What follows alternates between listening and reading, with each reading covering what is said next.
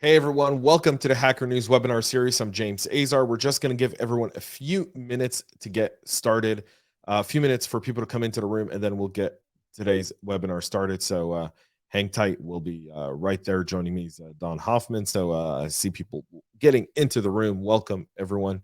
I hope everyone's having a great morning, evening, or afternoon, wherever you may be in the globe. We'll be getting started here in just a moment. So hang tight. We're just letting everyone get into the room here for this webinar.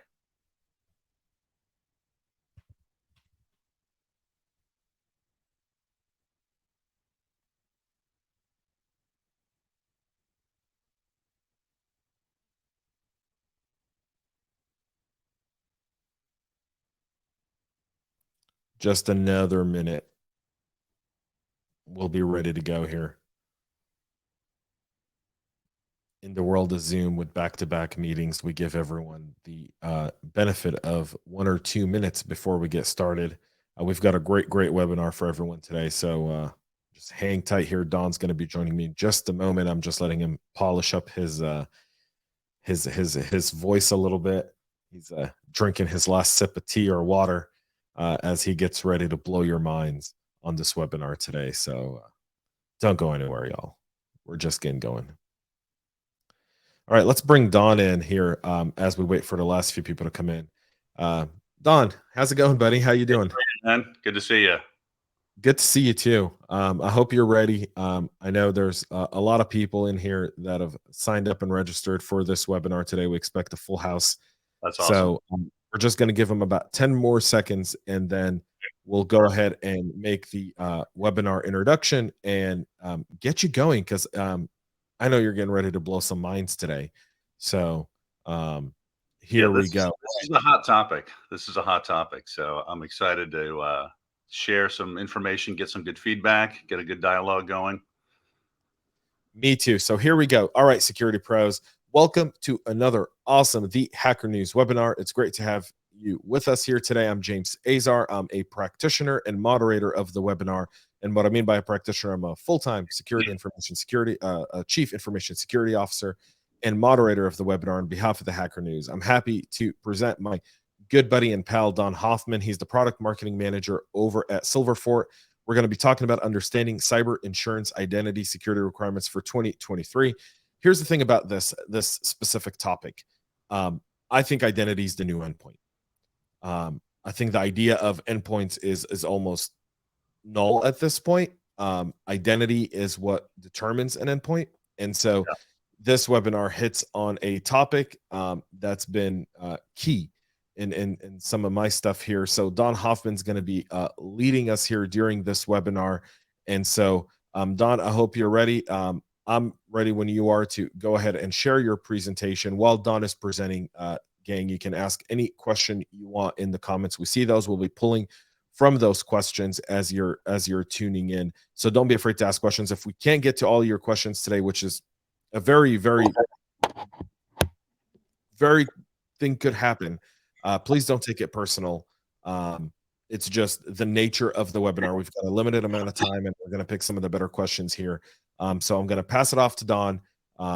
Don, stream's all yours. I'm going to go ahead and take the background here. And once I see some questions come through, I'll maybe jumping on screen to interrupt you with some good ones. Okay. Sounds great. James, thanks so much for the great intro.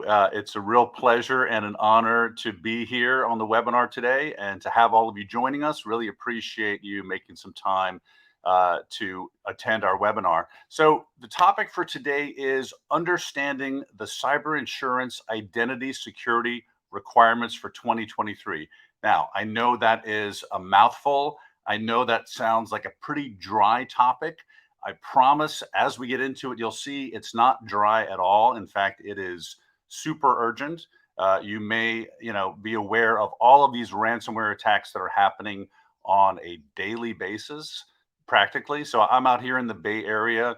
We just had an attack recently. The city of Oakland got hit with ransomware. This is a super huge topic, particularly because, cyber insurance companies then have to pay when these ransomware attacks happen. So let's kind of get into this by first starting to look at what is happening from the lens of the insurance companies, right? Here are some recent headlines. Insurers run from ransomware cover as losses mount. The insurer AXA has said that they're just going to stop paying for ransomware altogether in France, right? They're done.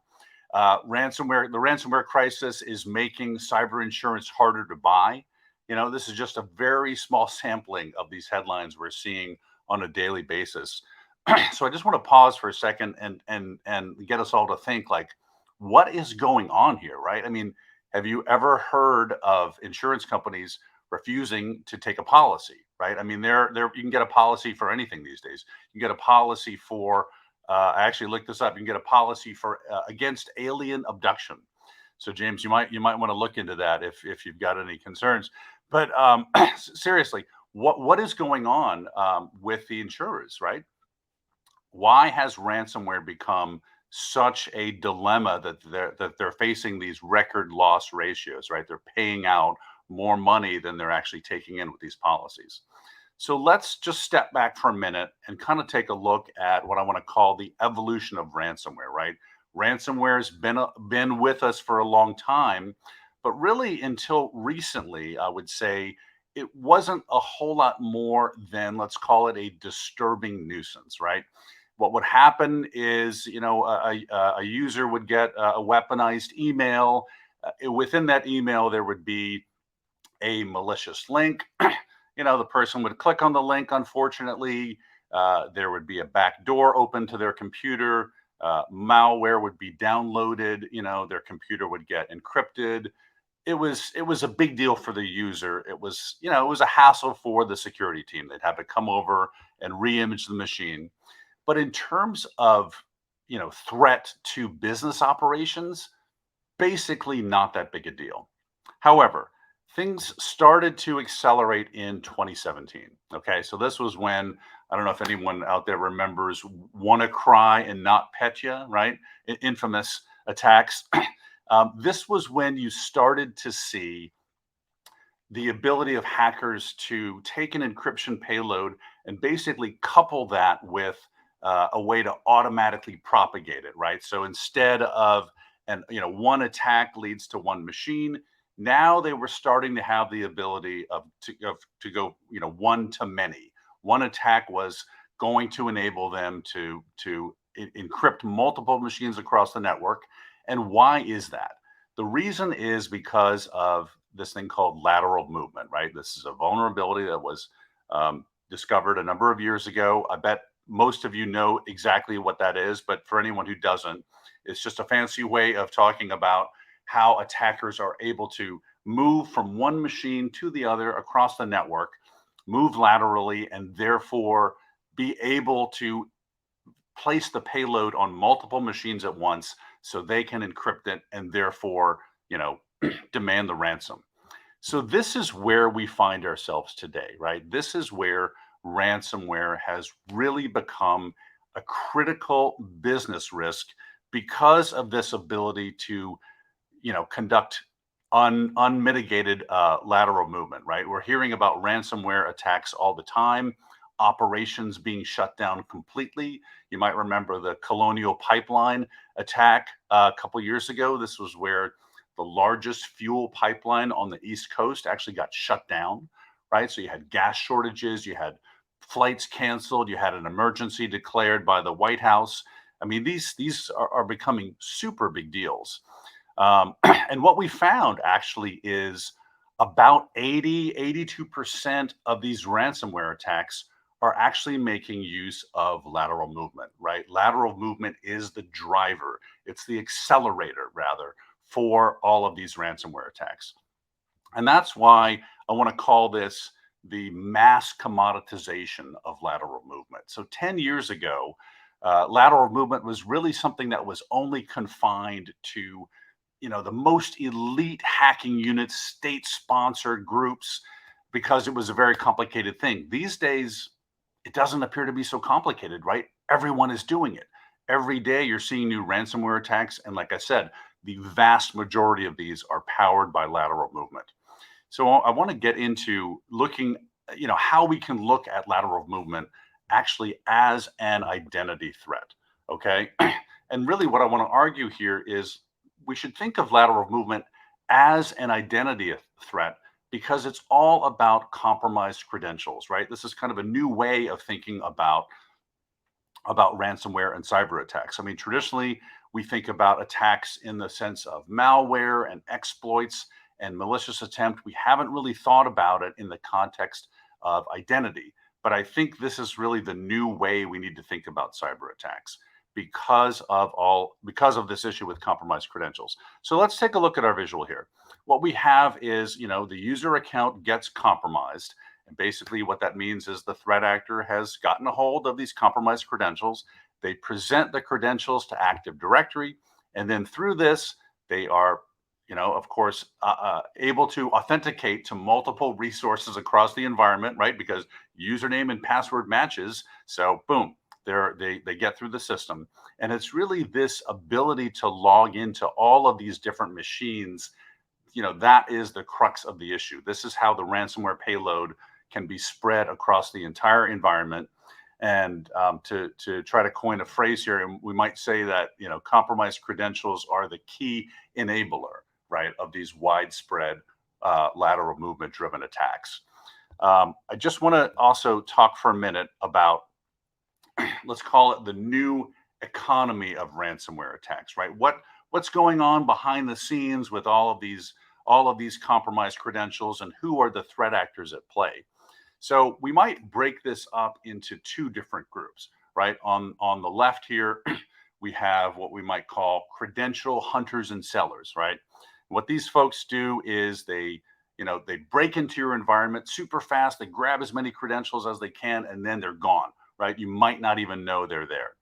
But, they're not done, right? They're basically treasure hunting, okay? And the treasure trove is all of these usernames and passwords. And then there's an economy, right? There's an economy on the dark web where these guys are looking to sell all of these credentials to buyers. And there are plenty of buyers who want to grab these credentials. Now, I want to just ask everyone out there to think for a minute. Just let's take a guess. How many stolen credentials were available on the dark web in 2017? Let's just pause for a minute. Can I guess? Can I guess? Yes, James, I was going to call on you. I'm going to say 10 million. 10 million. Okay. I'm being modest. Yeah. Yep. You're off almost by a factor of 10. It's actually 2 billion. 2 billion.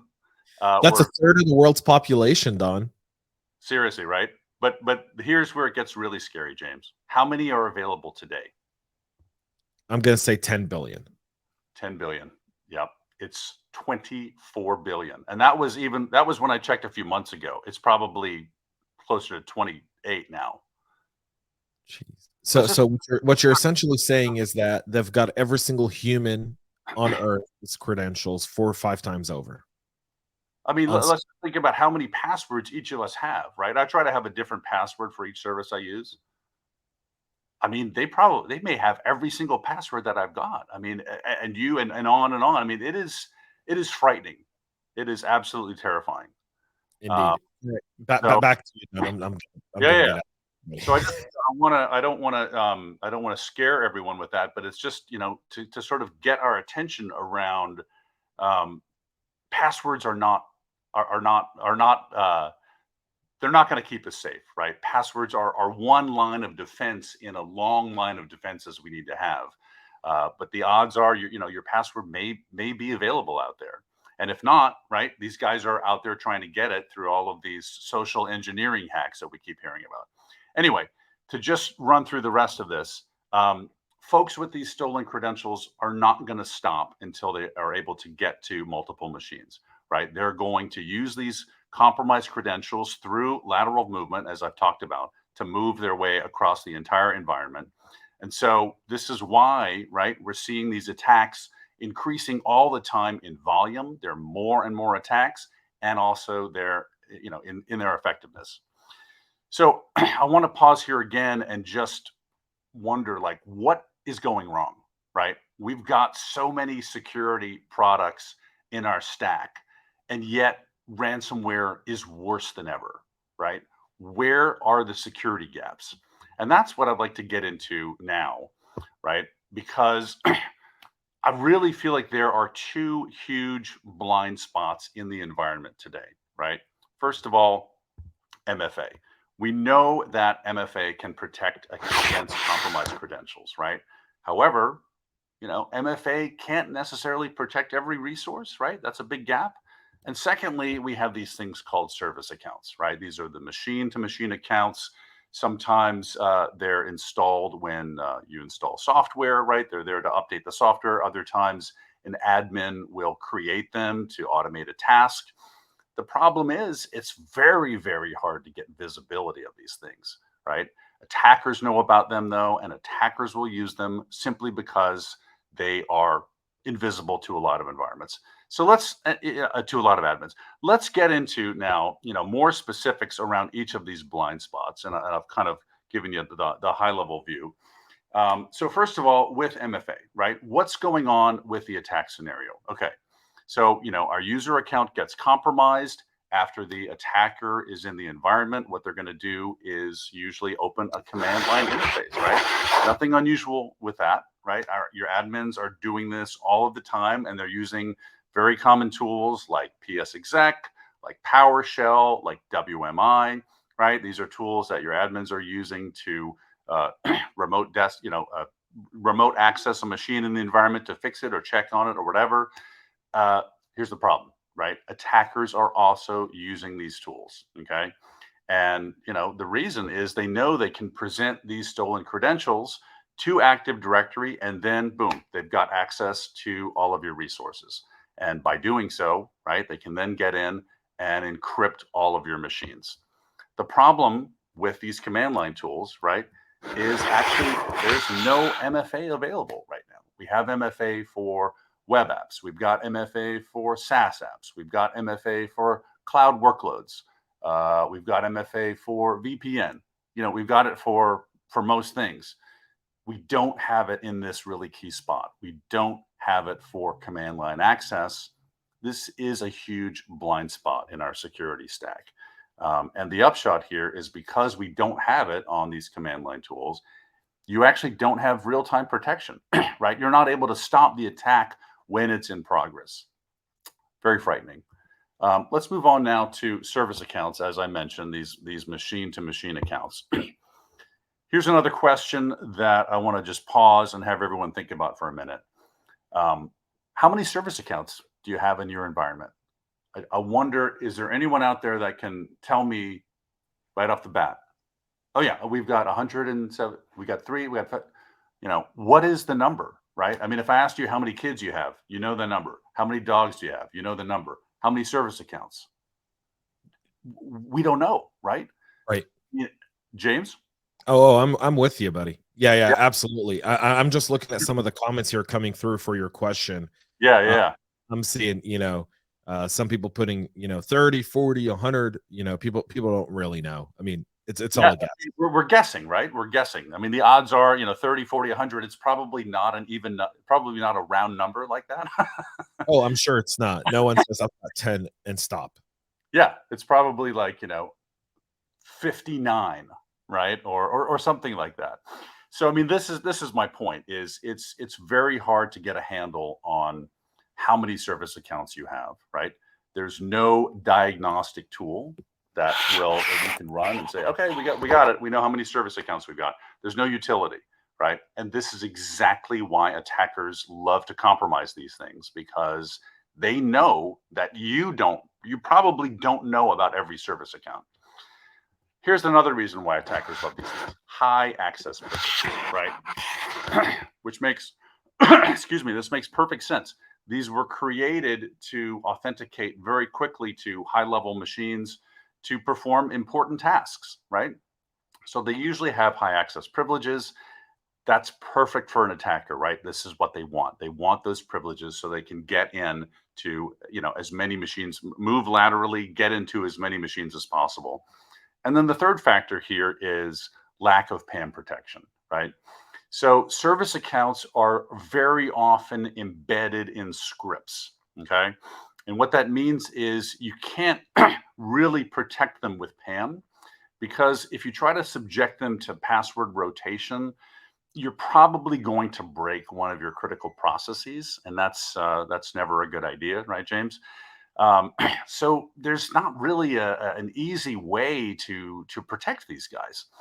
And the upshot here is that these these accounts, they have a high exposure to compromise. And in fact, here at Silverfort, in our analysis of the attacks we've looked at over the last year or so, more than 60% of the attacks have involved compromised service accounts, right? So again, way more than the majority of these high profile attacks are making use of compromised service accounts. Okay, huge blind spot. Okay, so I always, in presentations like this, I always like to move from kind of the abstract to the reality, right? We've talked a little bit about theory. Let's talk a little bit about practice. Here is an analysis of an attack that we see at Silverfort all the time, right? Very common pattern. What happens is the attack starts with an initial compromise using the proxy shell vulnerability, right? This is a vulnerability, basically lets attackers bypass authentication, and then they can execute code as a privileged user. That's a very high level view. I'm sure James knows a lot more about this than I do. But the upshot here is they can then log into an Exchange server on-prem, okay? Often there, they will find a service account, they're able to compromise it, and then with that account, they start moving around the environment, right? This is our lateral movement phase. So here they're using PowerShell, right? They're using one of these command line access tools. They're moving around. They eventually land on a machine where they can grab some admin credentials, right? This is the gold mine. This is the treasure they're hunting. And now they can really take things up a level.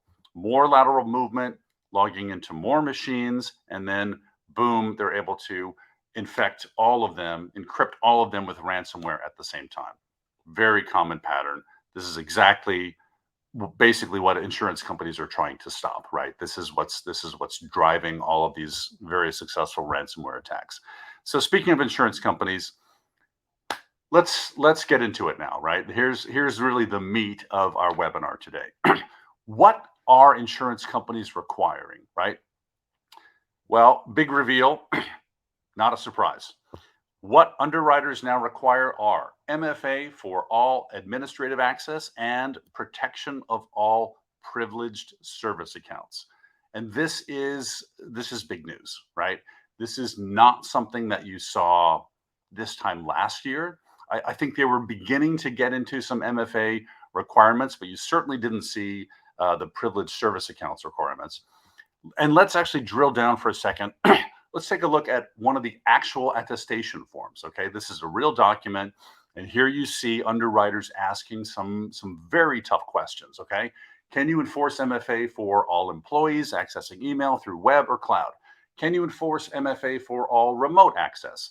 Can you do that for all contractors, for all third-party providers, and on and on and on? I mean, if you want to qualify for a policy, you've got to check all of these boxes. And I'm just wondering, is anybody out there starting to sweat when you see this stuff? I mean, this is serious, but wait, there's more, as they say.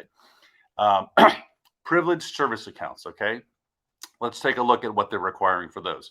You need to provide for every service account. Not only do you need to know how many you have, but for each one, name, privileges, software it supports, where it authenticates to, and why it needs the entitlements or the privileges that it has. Okay, you've got to justify it, not just explain what it is. I mean, this is serious stuff. I mean, I think this is going to challenge. I know this is challenging a lot of organizations today because we're reading about that, we're hearing about that, and this is something actually that the company that I work for is trying to address. So I'd like now to pivot over to the company that I work for, which James mentioned is called Silverfort. Based in Israel. Actually, just got back recently from our sales kickoff over there. Always great to spend time in Tel Aviv. So our product is called the Unified Identity Protection Platform. Okay, and the idea here is we really want to focus on everything in your environment that is involved in performing authentications. Okay, this is kind of our sweet spot. And the reason we're looking at authentications is, these malicious authentications using compromised credentials. This is what is the fuel for all of these ransomware attacks, right? Username and password matches, you're able to, the attacker is able to get through and perform their lateral movement. So what we're trying to do is we plug into exactly where those authentications take place, right? We have native integrations with all of the identity providers, Azure AD, Active Directory.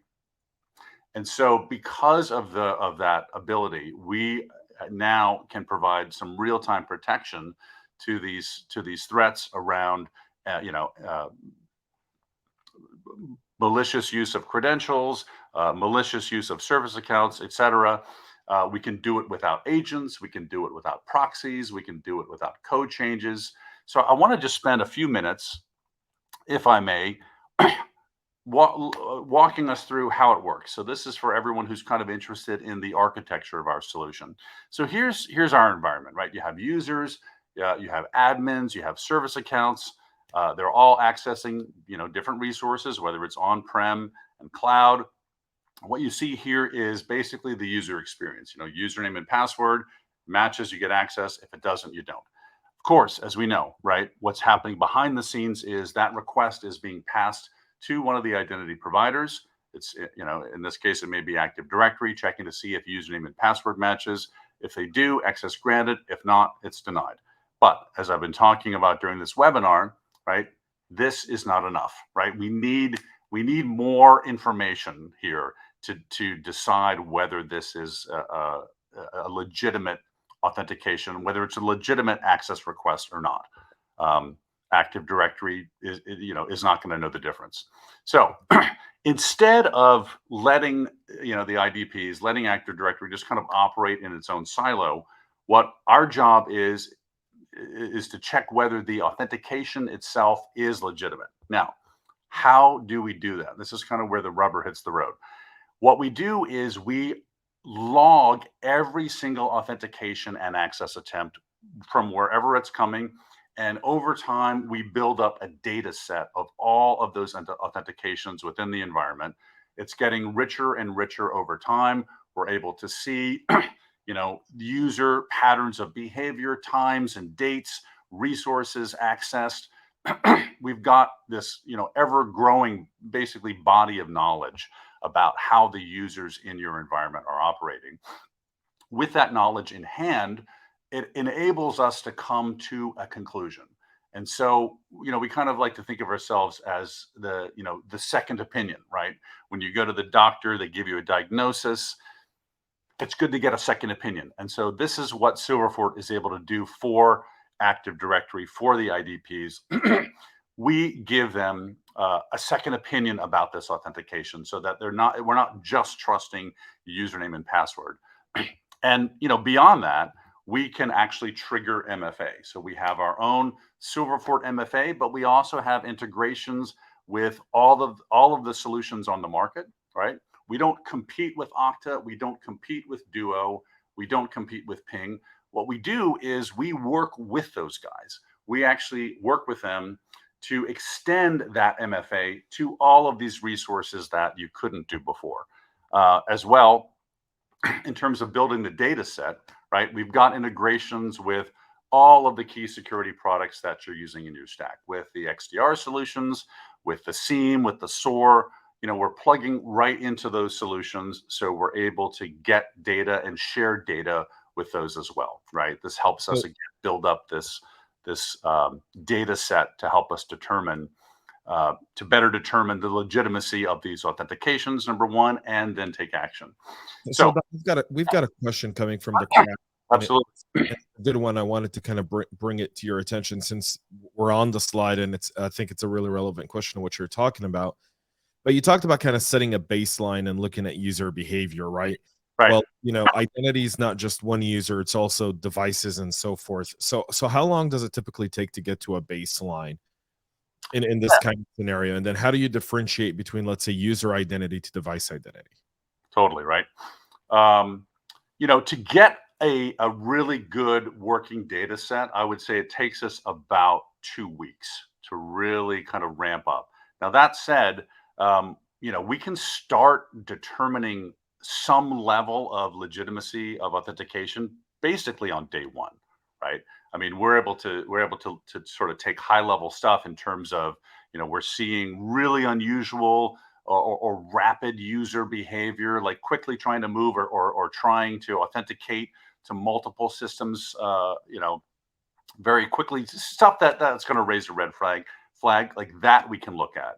And the same thing. So in terms of devices, um, what we're not looking at kind of that level. What we're looking at is the actual, authentication piece that is sent to Active Directory.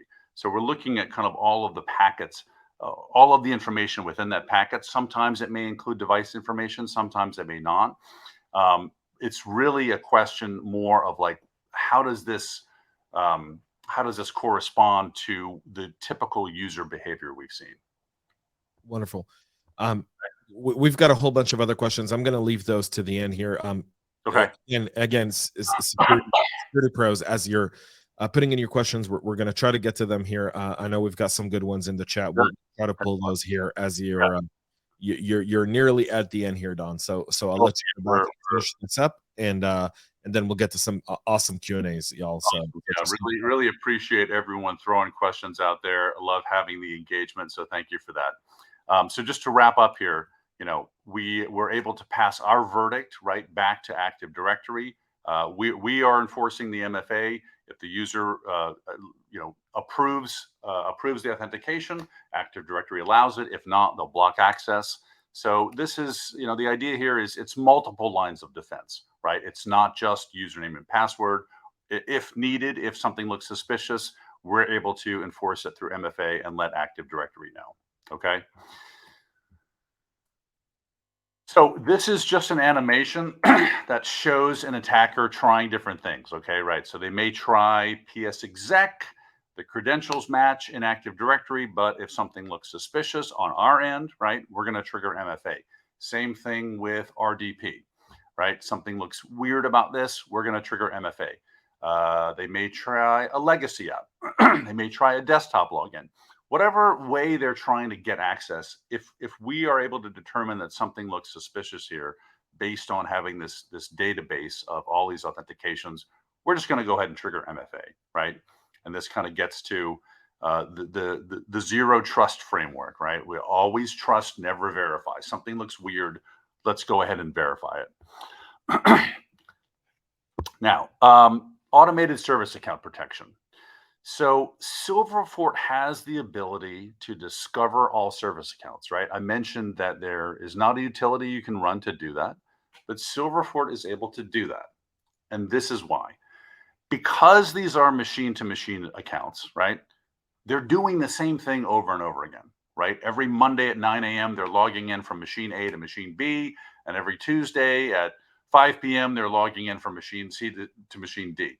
Whatever it is, it's predictable behavior. And so because we're looking at this behavior over a period of time, we're seeing that, right? And we can flag like, hey, this looks like a service account, 99% certainty that this is a service account. So this enables us to detect and identify all these service accounts basically with a single click, okay? So what we can also do is we can monitor these accounts, right? Because now that we've seen them, now that we've got basically a dashboard where we are tracking all these service accounts, and of course you can see that in the product dashboard. What we can do beyond that is we can create an access policy for each account, and actually we've got an AI engine that automatically creates an access policy for each account, right? Because we know after a period of time that this is standard behavior, this is the way the service account behaves. So if there is any deviation in that behavior, we can take action. So we can configure it to block access or trigger MFA or send an alert or whatever we need to do if there's any deviation from that service account behavior. And All you need to do is activate it. It's very easy, very straightforward in the product. So let's take a look, circling back now to cyber insurance, okay? Remember those crazily detailed attestation forms with all those check boxes? Well, what if you could just go through them very quickly and just check all the boxes, right? MFA for cloud-based email? Check. MFA for remote access? Check. MFA for remote admin access? Check. Ability to conduct inventories of all service accounts? Check. Ability to put policies in place for service accounts? Check. We're giving you the ability to check all of these boxes and kind of get out of the mode of how are we going to comply with these crazy requirements from cyber insurance companies. You've got to have a policy against ransomware. These guys are coming for you, right? They're coming for everyone. I keep reading about all of these attacks. There have been attacks recently on schools and universities and school districts and hospitals. These were things you didn't see a couple years ago, but in the last year they have really ramped up, including, like I mentioned, the city of Oakland getting hacked the other day. This is new stuff, right? They're kind of coming for everyone, and this, our solution is going to give you the ability to really ramp up the protection you need, even beyond, honestly, what some of the insurance companies are requiring. So to that end, I'd love to just make a quick pitch, if I may. We're offering right now, Silverfort, a free identity security assessment. We've put this together to help companies know, like, where do they stand? How do they stack up with these requirements? Are they going to be able to get a policy or not? It's a pretty quick and painless process. It's just going to be a few days working with one of our solution architects. Like I said, totally free. And then you'll have a pretty good sense of where your security gaps are around MFA or service accounts or both. And we'll also make some suggestions on what you need to do to address those, not only to qualify for cyber insurance, but also to really improve your security posture, which at the end of the day, that's what it's all about. So we're in the final moments of the webinar here, and I just want to circle back to the ransomware attack that I walked us through a few minutes ago, and just kind of look at what would happen in this very typical attack we see if Silverfort had been in place, okay? So first of all, we would actually be able to block the lateral movement of the service account, okay? Because, like I said, our system has the ability to identify any anomalous behavior. Service account gets compromised, then it starts moving in a weird way. We're going to trigger MFA, or if you've got the policy in place, we're going to go ahead and block it. So that's going to stop. It's going to stop the lateral movement, which is going to stop the attack, which is going to stop the ransomware, okay? Or let's say somehow they're able to bypass that in some way. I don't know how.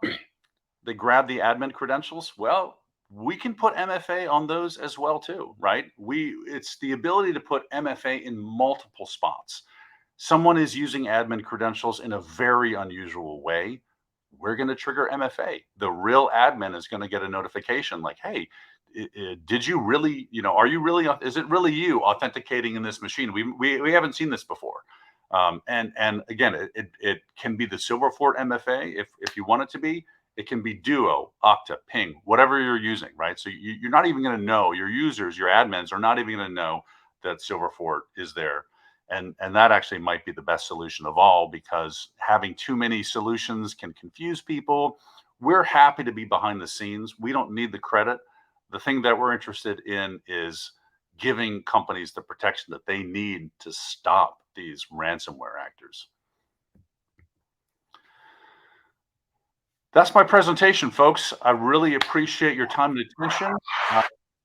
I think we've got a bunch of questions in the queue. I haven't been able to see them, James. So if you could I'll go ahead. I've picked a few here that we can answer in the time we've got allotted for today's webinar. So let's talk about, you kind of indicated that you guys are, one of the questions here is, authentication is complex. We use a lot of different vendors. How can we enforce our MFA policies across multiple vendors, for example? And I'm guessing here, but the question is a bit incomplete. But I'm guessing, the meaning here is if I've got Ping, Duo, and Active Directory all doing MFA, how do you combine both and then be able to give me that security that you just talked about? Yeah, I mean, so there's two sides to this, right? One is plugging into the identity providers, right? Because we want to look at that access request, right? We want to look at that authentication. So there's that piece, and then we're going to evaluate that based on the data set we've got about all the behavior in the network. So that's one piece of it. Receiving that packet, analyzing it, and then returning the information, the verdict, to Active Directory. The other piece is the enforcement side, right? So, like I said, we've got integrations with all of the MFAs on the market. So we're just extending their ability to enforce MFA, however they're doing it, right? That's kind of up to them. But those guys don't have the ability to enforce MFA on the things that I've been talking about, the command line access. There are things, air gap networks, industrial systems. There are all these things where we actually can't enforce MFA on. And what we're doing is extending the ability of Duo, Okta, Ping to actually have that MFA ability across basically every system. And Don, one final question here, because I know we're almost out of time. Yeah. Is Ryan's asking, how is zero trust? How does this work as part of a zero trust strategy? Yeah, I love that. I mean, I think I hit on that a little bit a few minutes ago. So, what are our main principles of zero trust? Right? Assume the breach, never trust, and always verify. So this is really baked into the solution, right? We're assuming the breach. If a service account is acting in a weird way, or an admin user is acting in a weird way, we're not going to trust that behavior, right? That's a big red flag for us. So we are going to require verification, right? We are going to enforce MFA. Um, in all of the ways that we are able to do, because this is the cornerstone of zero trust, right? You have to make sure that the right people are getting access to the right resources, and the wrong people are not able to do that. So yeah, I mean, I think this fits exactly within the zero trust framework. Yeah, absolutely. And we've got some other great questions, but I know we're nearly out of time here. So Okay. one final question here, I guess, would be, what happens if you end up blocking a legitimate request? And this one's coming from Ashish, who's Yeah. viewing live with us. So what happens if you block a legitimate request from an account? Yeah, no, I think that's a really good question, and that is something that our clients ask us quite a bit about. What I'll say first of all is it's not impossible that happens. What I will also say is it's very, very unlikely, and the reason is, you know, the AI engine is automatically creating the policies. It's not a human user creating the policies. Now, the human user, the client, is going to review the policies, but the policies are automatically suggested by the AI engine. And the AI engine has looked at this behavior, has a huge data set. So once a policy is suggested, I'm going to go out on a limb here and I'm going to say it's probably 99% right. Right. And so the odds of actually blocking a legitimate service account's behavior, which then ends up breaking a process and causes a big problem, I'm going to go ahead and say the odds are pretty close to zero. They're not zero, but they're pretty close. We've got a lot of confidence around this. And also, I mean, the other thing to say is, when clients get started with us, we always recommend beginning in alerting mode with the service accounts, right? Just so you have the confidence that you're seeing the alerts that come up, right? And as you gain confidence and see, yeah, this AI engine is actually working really well. It's flagging the stuff that needs to be flagged, and it's letting the behavior go through that needs to go through. Then you'll have the confidence to go ahead and turn on the blocking mode, and all I can say is it works.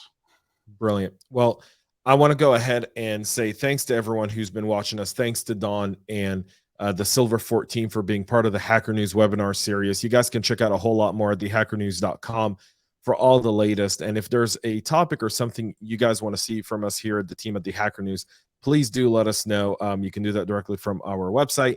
And we'll be glad to bring you more relevant topics as well as we expand this webinar series. Don, thanks so much for being here. Thanks everyone for being part of this webinar series today. Have a great rest of your day, y'all, and go check out thehackernews.com. Thanks. Thanks so much, guys. Take care.